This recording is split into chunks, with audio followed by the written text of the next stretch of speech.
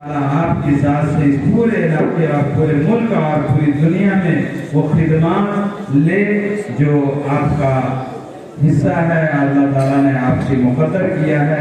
ہم آپ سے اسی چند کلمات سے رخصت ہوتے ہیں اور شکریہ بھی ادا کرتے ہیں کہ آپ حضرات وہاں سے تشریف لائے، صبر کی صحبتوں کو برداشت کیا اور یہاں ہماری ادنا سے دعوت پر لبیک کرتے ہوئے تشریف لائے۔ اللہ تعالیٰ آپ لوگوں کو بہترین جزا نصیب فرمائے۔ السلام علیکم ورحمۃ اللہ وبرکاتہ۔ الحمد للہ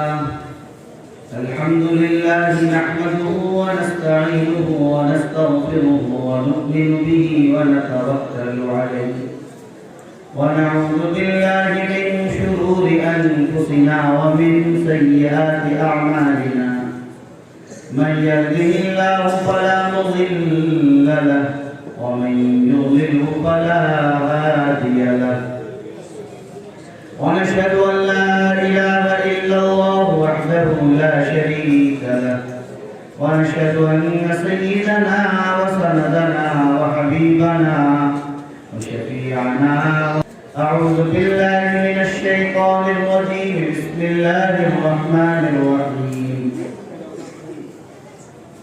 اقرأ باسم ربك الذي خلق خلق الإنسان من علق اقرأ وربك الأكرم الذي علم بالقلم علم الإنسان ما لم يعلم صدق الله العظيم۔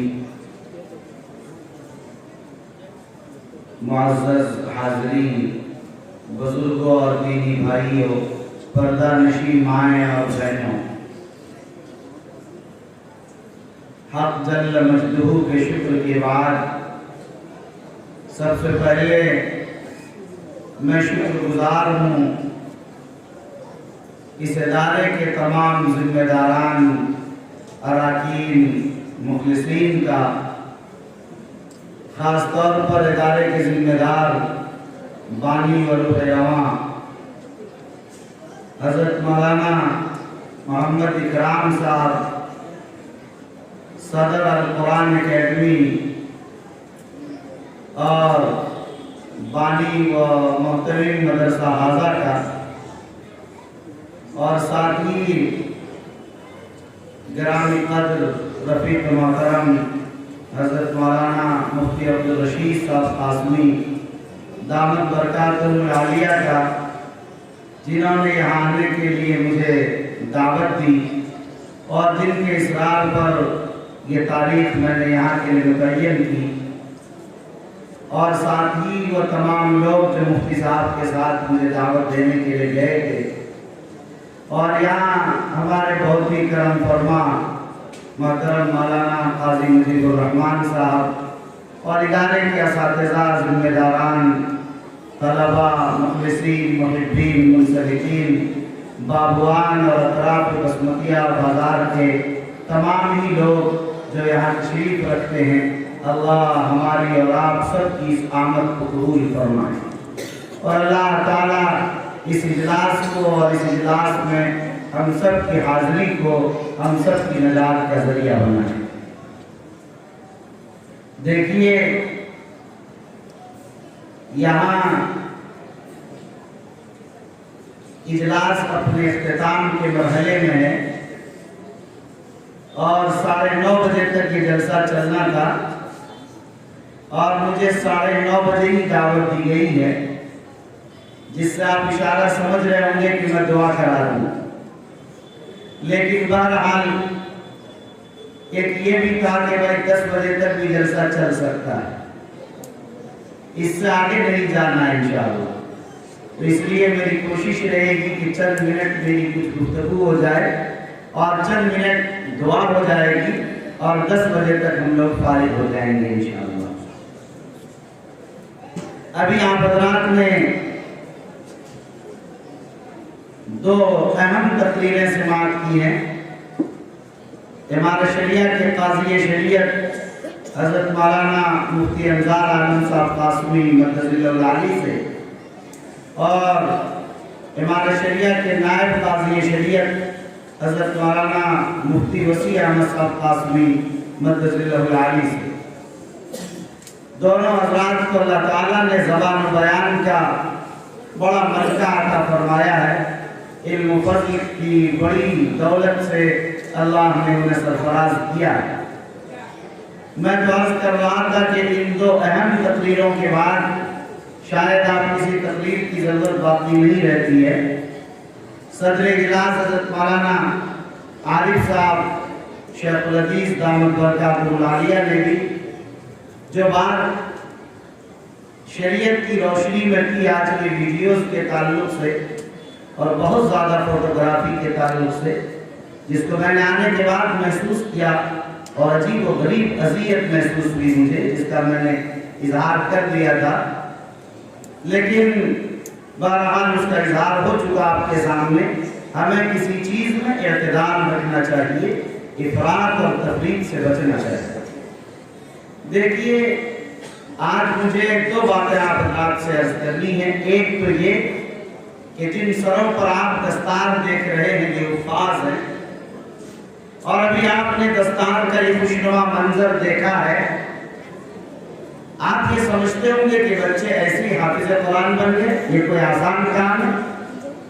600 पेज पर और 600 तकरीबन सफ़हात पर मुश्तमिल इतनी ज़ख़ीम कुरान मजीद को अपने सीने में ज़बर ज़ेर पेश के साथ, जज़म और तशदीद के साथ, मुकम्मल रियायत के साथ महफूज कर लेना कोई आसान अमल नहीं, बल्कि मुश्किल भी न कह लीजिए।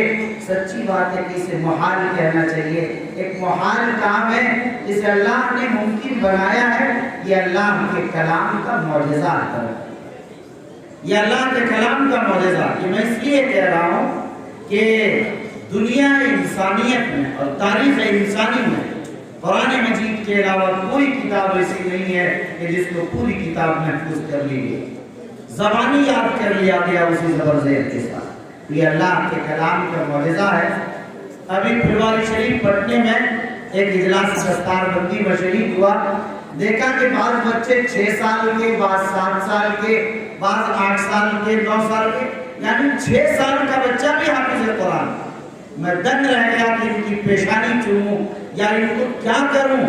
5 साल और 6 साल के बच्चे हाफिज़ कुरान, जरा बताइए।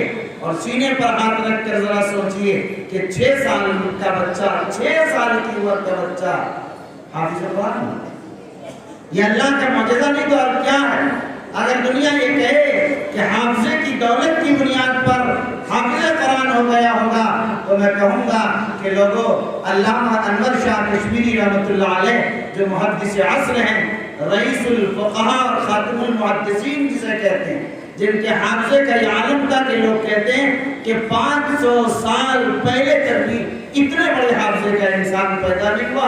हाफिज़ ज़हबी और इब्न हजर अस्क़लानी के बाद इतना बड़ा मुहद्दिस और इतना बड़ा हाफिज़ नहीं पैदा हुआ।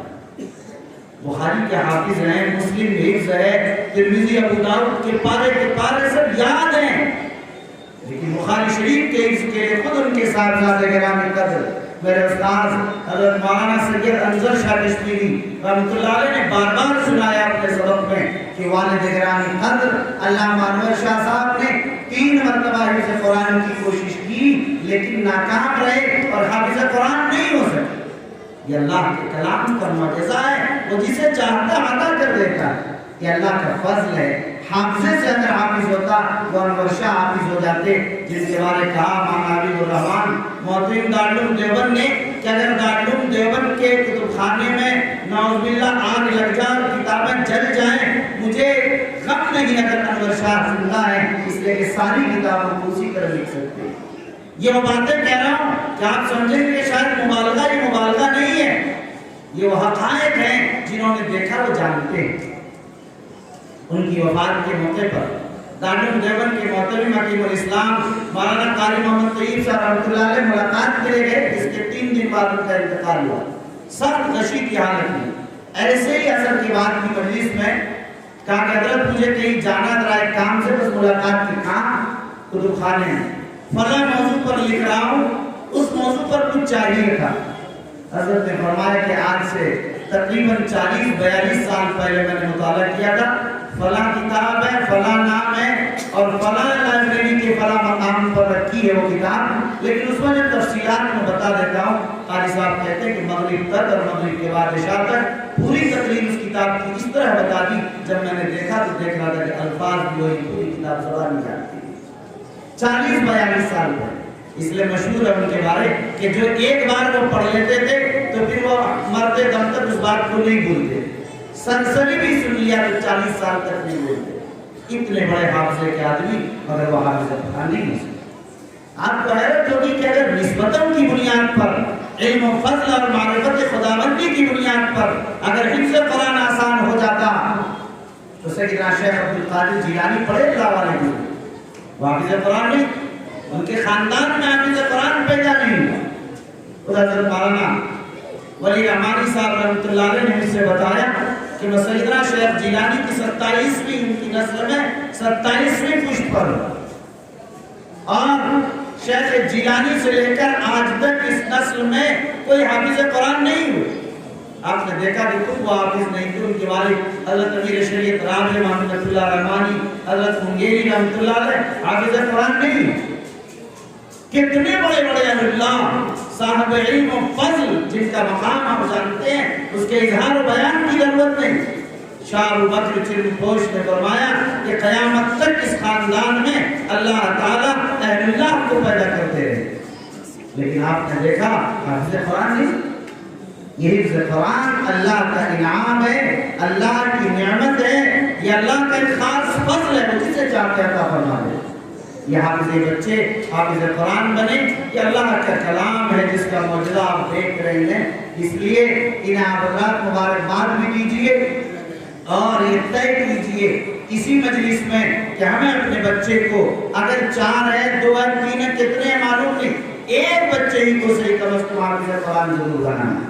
یہ میں اس لیے کہہ رہا ہوں حضرات سے کہ اگر آپ نے ایک بچے کو حافظ قرآن بنا لیا تو کم از کم کل قیامت میں آپ کی شفاعت کا سامان تو ہو جائے گا، آپ کی شفاعت کا ذریعہ تو بن جائے گا، اس لیے کہ ایک حافظ قرآن 10 کی شفاعت کرے گا جن کے لیے جہنم واجب ہے۔ اس لیے آپ حضرات، چونکہ ہم اور آپ تو لالچ میں کام کرتے ہیں، بدلے میں کہ کیا ملے گا، یہ لالچ بھی ہے۔ اگر آپ نے اپنی اولاد کو حافظ قرآن بنایا تو آپ کی شفاعت کا سامان ہو۔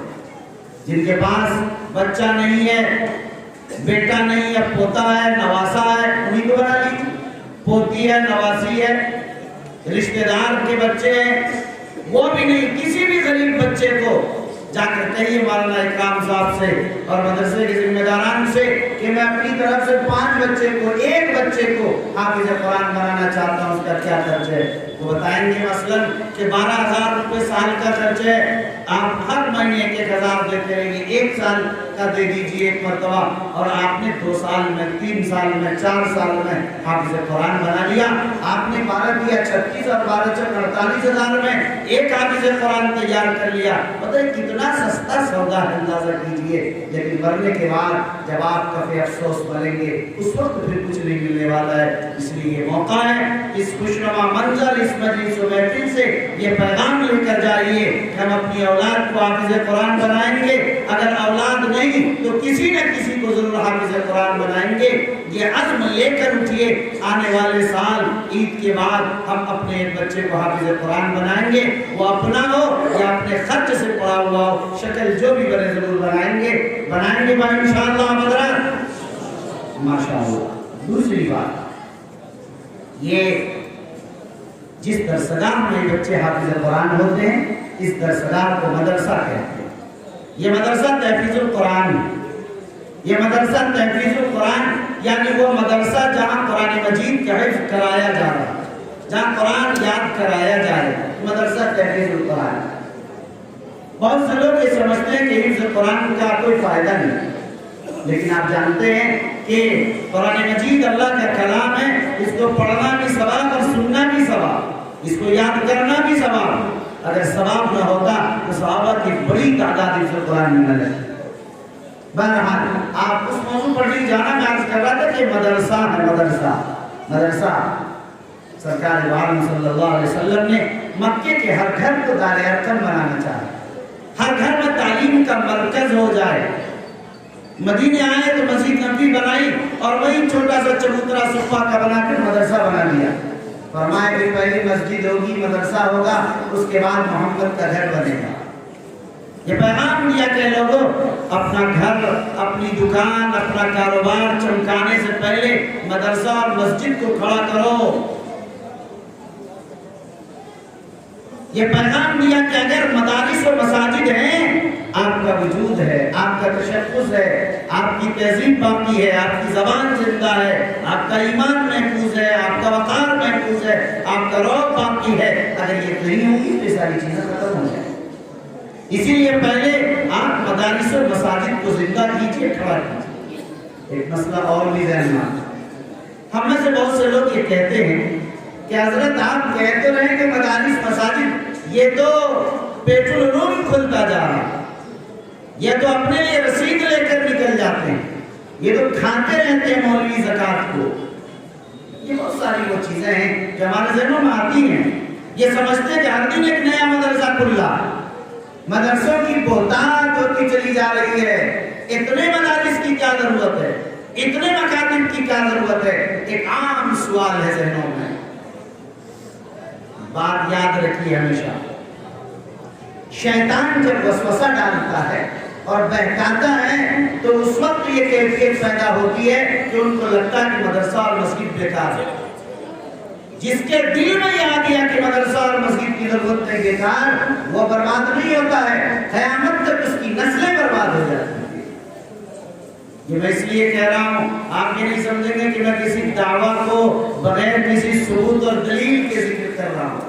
सारे के दलाइल नहीं, तजर्बात की एक ऐसी लड़ियां और कड़ियां हैं, अगर पूरी रात सुनाता रहूं तो ये बात खत्म नहीं होने वाली। मैंने हजारों खानदानों को और सैकड़ों घरानों को देखा है जिन्होंने मदारिस के लिए, मसाजिद के लिए बोला नहीं, बुरा सोचा, वो भी बर्बाद हो गई, उसकी नस्लें भी बर्बाद हो गई। मुझसे लोग कहते हैं कि मौलाना दुआ कर दीजिए कि मेरा बच्चा हाफिज़ कुरान हो जाए, मेरा बेटा आलिम दीन बन जाए। मैंने कहा मैं जरूर दुआ करूंगा। आप भी तहज्जुद के वक्त में उठकर अल्लाह के सामने गिड़गिड़ाइए, उसकी माँ को भी कहिए दुआ कीजिए। माँ बाप की आए सहरगाई और वह नीम शबी, वह दुआएं नीम शबी कारगर होगी।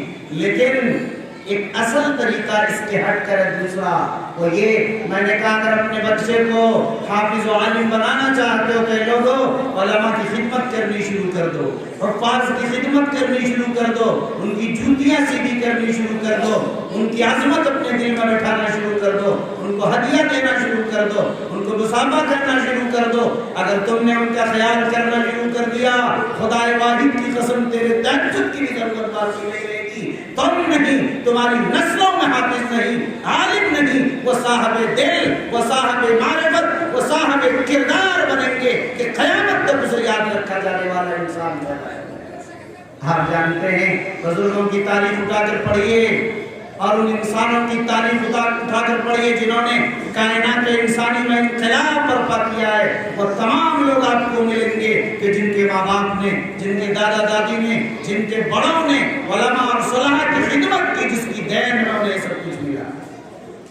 इसलिए मेरे भाइयों, आप हज़रात उलमा की कदर कीजिए, अपने अइम्मा की कदर कीजिए।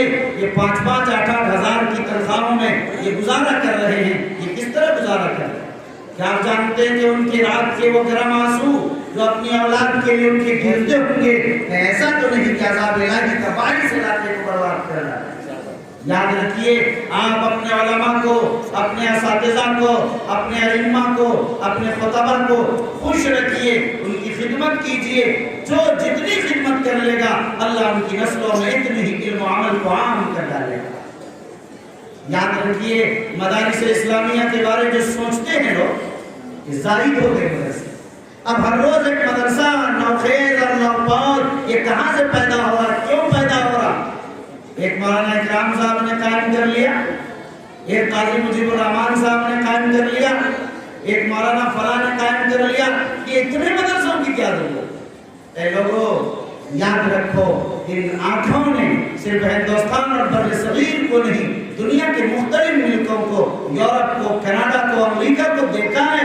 मेरे भाइयों, याद रखिए, दुनिया के तमाम मुल्कों में इस्लाम की हिफाजत का सामान और दुनिया के तमाम मुल्कों में ईमान की हिफाजत का जरिया सिर्फ यही इल्म दीन के मराकिज़ और मदारिस हैं। इसी के जरिए से ये जिंदा और ताबिंदा है। आसमान वालों को उसी तरह ये मदारिस और मसाजिद नजर आते हैं जैसे जमीन वालों को सूरज चांद नजर आते हैं। याद रखिए, अगर आपने इन मदारिस के बारे में सोचा कि मदरसे बहुत ज्यादा हो, तो एक बात समझिए, आपने सर्वे के मुताबिक मालूम है आपको कि 2011 के सर्वे के मुताबिक 3.5 से 4% मुसलमानों के बच्चे मदरसों में पढ़ रहे हैं, और अभी फिर उसके बाद के सर्वे में अब 4.5% मुसलमानों के बच्चे मदरसों में पढ़ रहे हैं। और कोविड के बाद गिनती तो नहीं हुई सर्वे, मगर फिर वो 3 से 3.5% पर पीछे चला गया। अब अंदाजा कीजिए, हम 3 और 3.5, 4 में इस घूमते हुए इस गिनती को 4% मान लेते। मेरे भाइयों जरा बताइए, मेरी माँ और बहनों जरा गौर से सुन लीजिए, समझ लीजिए कि 100 में से आपका 4 बच्चा दीन की तालीम हासिल कर रहा, उस 96% के लिए कहाँ कायम हो गए मदारिस, कहाँ कायम हो गए मकातिब। अरे खुशामद करो इन उलमा की के उलमा आइए आगे, मकातिब और कायम कीजिए, ताकि 96% के ईमान की हिफाजत का सामान कौन करेगा। याद रखिए कि दीनी तालीम एक इंसान भी इसके बगैर जिंदा नहीं रह सकता। ये फर्ज ऐन है, अपने ईमान की हिफाजत कौन करे। आज इर्तिदाद की जो लहरें और इर्तिदाद का जो तूफान बलाखेज और न रुकने वाला एक सिलसिला शुरू हुआ है, इसकी बुनियादी वजह यह है वो ईमान यकीन से वाकिफ नहीं है। उनके दिलों में, उनके कुरान ने, उनके मकतब ने, उनके मदरसे ने वो गए ही नहीं, उनके दिलों में नहीं डाला कि ईमान की क्या दौलत है, क्या कीमत है, क्या अजमत है, उसकी क्या अहमियत फजीयत है। ऐ मेरे बापों, ऐ मेरे भाइयों, ऐ मेरे बुजुर्गों, अपनी औलाद को बताओ, अपने बेटों और बच्चों को बताओ कि ऐ मेरे दुलारे बेटे, ईमान की कीमत ये है कि बिलाल हबशी ने तपते हुए रेत पर अहद अहद का नारा बुलंद किया, लेकिन ईमान की दौलत को हाथ से नहीं जाने दिया। अपने खून से नहीं, अपने लहू से, अपने पसीने से नहीं, खून और लहू से उस रेत को ठंडा तो कर दिया, लेकिन उन्होंने ईमान को हाथ से नहीं जाना दिया। ईमान की ये ताकत है। ऐ मेरी दुलारी बेटी सुमैया को देखो कि जिस सुमैया से अबू जहल ने कहा कि देखो ईमान मत देखो, आज तुझे तो टुकड़ा कर दिया जाएगा अगर तुम ईमान पर कायम रही। सुमैया ने कहा था कि अबू जहल एक बार अगर 1000 बार भी खुदा जान ले और अल्लाह की राह में इसी तरह जान शहादत की ना पड़े, सुमैया उसके लिए तैयार है, मगर अल्लाह की वहदानियत से बाज नहीं आ सकती है। ऐ मेरे माँ, अपनी बेटियों को सुमैया और सहाबियात और ताबईयात के वाक़यात बताइए, उनकी शुजाअत, उनकी बहादुरी, उनके इल्म के शौक ज़ौक़ का, और बताइए कि ईमानी गैरत व हमीयत क्या चीज़ है और यकीन की ताकत का क्या सरमाया है। उनको समझाइए तुम्हारी पूंजी है, इसे संभाल कर रखो, संभाल कर रखो। अगर आप नहीं बताएंगे तो फिर इसी तरह आज जैसे आप देख रहे हैं कि आयशा, फातिमा और न मालूम कौन कौन गैर मुस्लिमों की शादियों में जाकर ईमान का सौदा कर रहे, इसलिए उन्हें मालूम नहीं ईमान की। उन्हें बताइए कि मेरे बेटे ईमान की ताकत ये है, सिर्फ कलमे तज्जिबा ला इलाहा इल्लल्लाह मुहम्मदुर रसूलुल्लाह के एक छोटे से पर्चे को, एक टुकड़े को अगर एक पल्ले में रख दो, दूसरे पल्ले में सातों जमीन और आसमान को, ये कलमे का पलड़ा छुप जाता है। ये इतना वज़नी है ईमान की ये ताकत है।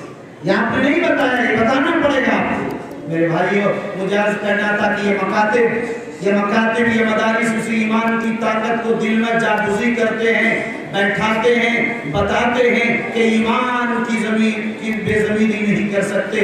सब कुछ ये अपना कमा सकते हैं, लेकिन ईमान की दौलत को नहीं छोड़ सकते। ये बताने की जरूरत।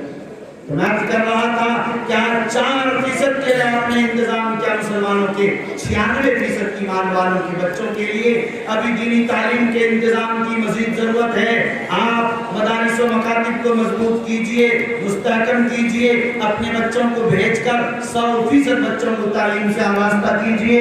अपने बच्चे को अगर आपने पढ़ा लिया ये काफी नहीं, बल्कि जरूरत इस बात की है कि समाज का, मुआशरे का एक एक बच्चा तालीम याफ्ता हो।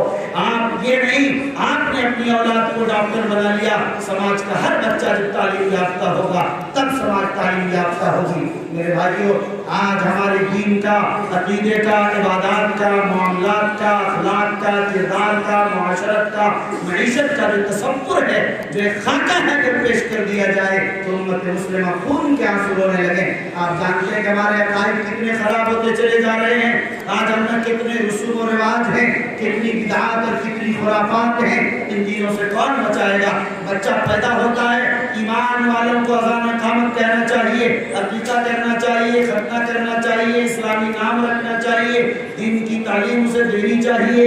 آج آپ دیکھتے ہیں کہ ان سب کو چھوڑ کر کتنے رسم و رواج میں جگہ بنائے. جہیز نے، تلک نے، لین دین نے کیا صورتحال پیدا کر دی ہے. آج پورا معاشرہ جہنم بن چکا ہے. آپ دیکھیے کہ نشے نے کیسی لت اور کس انداز سے جگہ بنائی ہے. معاشرے کا ایک ایک بچہ نشے میں دھت اور لگا. آپ اندازہ کیجئے کس صورت ہے. معاشرے کو اگر دیکھیے تو جیسے لگتا ہے کہ اچھے لوگ آبادی کو چھوڑ کر شرم کا رخ کرنے لگے. کیوں؟ ایک بھائی دوسرے سے لڑ رہا، ایک بھائی دوسرے سے حسد کر رہا، وہ اس کی ٹانگ کھینچ رہا ہے، وہ اس کو گرانے کے لیے تیار ہے. کوئی ایک دوسرے کی ترقی کو پسند نہیں کرتا. صورتحال تو یہ ہے ہماری آبادیوں کا کہ میرے بھائیوں معاف کیجئے گا، سچائی یہ ہے کہ بھائی بھائی سے لڑ رہا، بھائی بیٹا باپ سے لڑ رہا، خاندان کے لوگ آپس میں لڑ رہے ہیں، چھوٹی چھوٹی زمینوں کے لیے کیس اور مقدمات ہو رہے ہیں، جان لینے کے لیے تیار، بات کرنے کے لیے تیار نہیں. خون کے آنسو پورا معاشرہ رو رہا ہے کہ کیا ہو رہا ہے. کہاں چلی گئی انسانیت؟ کہاں چلی گئی قوت و بھائی چارگی؟ کہاں چلا گیا ہمارا وہ پیغام اور پیغام محبت؟ سب کچھ ختم.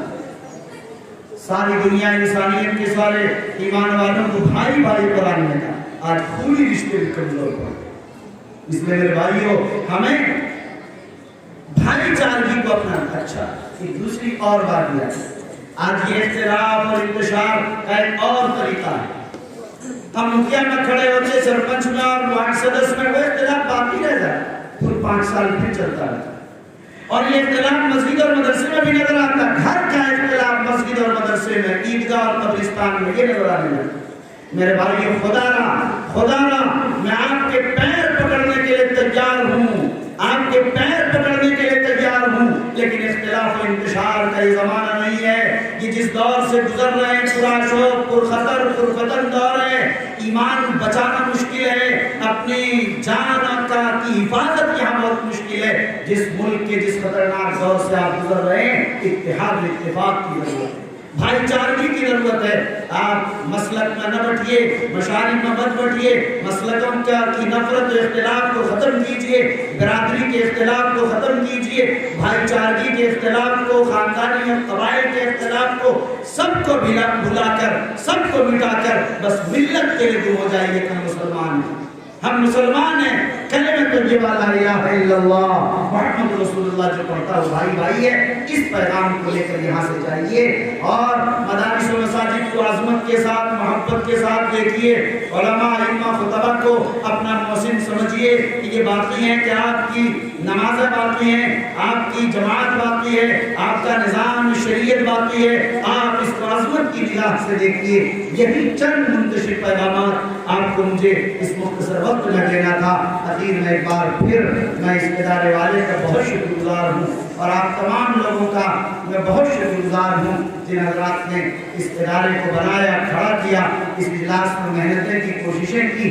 اور جو طلباء یہاں پڑھ رہے ہیں ان سب کے لیے بھی دعائیں ہیں. اور اللہ تعالیٰ سے دعا کیجیے کہ پوری آبادی کو انتشار و اختلاف سے بچائے. میرے بھائیوں اسی انتشار و اختلاف نے ہماری طاقت کو، قوت کو، سب کچھ ختم کیا. قرآن کہتا ہے لا تنازعوا فتفشلوا وتذهب ريحكم. اے لوگ اختلاف مت کرو، تنازع مت کرو، جھگڑا مت کرو. اگر کرو گے جانتے ہو کیا ہوگا؟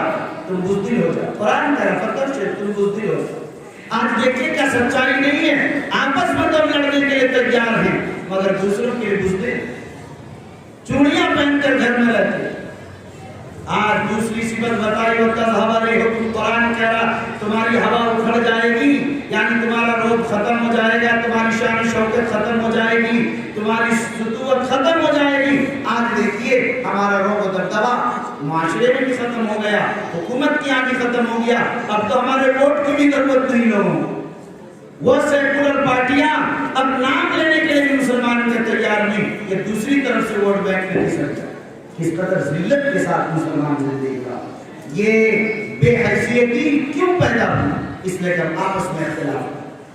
اگر ہم آپس میں ایک ہو جائیں, شیر و شکر ہو جائیں, اجتماعیت کا پیغام جو اسلام نے دیا ہے اگر اس کے ساتھ ہم قائم رہیں, یقین مانیے کہ آپ کی طاقت بڑی طاقت ہوگی, پھر آپ کی کا رعب وہی باقی رہے گا. لوگ کہتے ہیں کہ ہماری اقلیت کی بنیاد پر یہ مسئلہ 1,51,000 جب ملک ہندوستان میں مسلمان تھے اس وقت مسلمانوں کی حکومت. کیوں؟ غیر مسلم برادران بدل سمجھتے تھے یہ ایماندار ہیں, یہ ایماندار ہیں, یہ انصاف کرنے والے ہیں, انہیں کو تو حکومت. اپنی بہو بیٹیاں مسلمانوں کے گھروں میں چھوڑ کر جاتے تھے یہ لوگ نظر اٹھا کر بھی نہ دیکھنے والی قوم. اپنی دکانوں گھروں کی چابیاں مسلمانوں کو سونپ دیتے تھے یہ کہہ کر کہ یہ لوگ وہ لوگ ہیں کہ جو چوری نہیں کرتے, ڈکیتی نہیں کرتے, بے ایمانی نہیں کرتے. مسلمانوں آج اپنی صفات و اوصاف پر ہمیں لوٹنا ہوگا.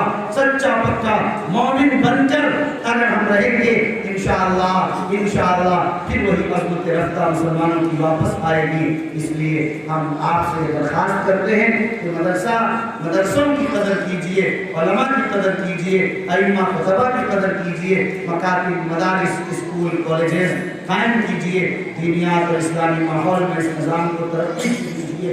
اخوت بھائی چارگی کے ساتھ ایک ہو کر مل جل کر زندگی گزارنے کا عزم رکھیے. یہی مختصر بات آپ حضرات سے کہنی تھی. دعا فرمائیں کہ اللہ تعالی ہمیں اور آپ سب کو صراط مستقیم پر چلائے. ہاتھ اٹھا کر دعا کر لیجیے. اللہم صلی علی